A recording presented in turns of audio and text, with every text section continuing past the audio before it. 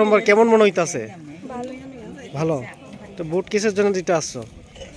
যাতে সুন্দর করে একটা রাষ্ট্র গড়ে ভালো করে যাতে জনগণের সেবা করেন যায়, এমন বলতে রাষ্ট্রটা যাতে সুন্দর করে পরিচালনা করেন যায় এমন কিছু অধিকার আমি যারে ভোট নিয়ে যাতে ভালো করে রাষ্ট্রটা পরিচালনা করে এটার চেষ্টায় আমি ভোট দিই।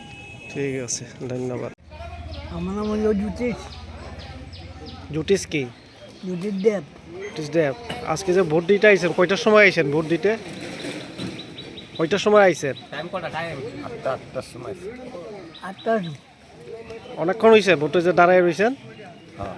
তো আজকে যে কোনো অসুবিধা হইতেছে না তো ভোট দিতে? না। আপনার বয়স কত? বয়স কত আপনার? 60। আচ্ছা, আপনি একাই ভোট দিতে আইছেন? আচ্ছা, ঠিক আছে। ইলেকশন চলছে, আজ সকাল থেকেই শুরু হয়েছে। তো আপনিও তো আসলেন, ভোট কাস্টিং করতে আসলেন। তো ভোট কাস্টিংয়ের উপর মানে আপনি যে খোয়াইয়ের যে সিটে আপনার আশাবাদী সম্পর্কে কিছু বলবেন, কেমন? আমরা আজকে সকাল থেকেই বিভিন্ন বুথে ঘোরাঘুরি করছি, দেখছি যে শান্তিপূর্ণ পরিবেশেই সর্বস্তরের মানুষ ভোটের লাইনে দাঁড়িয়েছে এবং ভোট গ্রহণও সুন্দরভাবে হচ্ছে।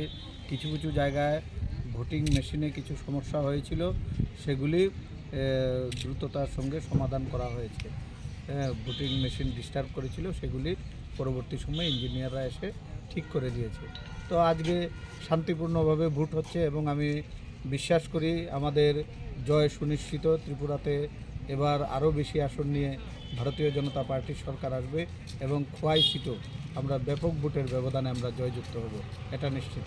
মানুষের উৎসাহ উদ্দীপনা দেখে এটাই আমার মনে হচ্ছে। তো তবুও আজকে ভোটের দিন আমি সবাইকে বলবো শান্তিপূর্ণ পরিবেশ বজায় রেখে সকলে যেন ভোটদানে অংশগ্রহণ করে।